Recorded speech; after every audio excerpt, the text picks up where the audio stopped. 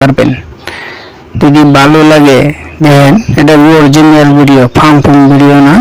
দেখবেন লাস্ট তক, like comment share করবেন, যোগাযোগ করবেন। কোশ্চিন বলে কলের কাঠা না জুত মতন মাল লইলে কতদিন জুত লাগে তোমার? হ্যাঁ, চিনতে হবে আল্লাহ।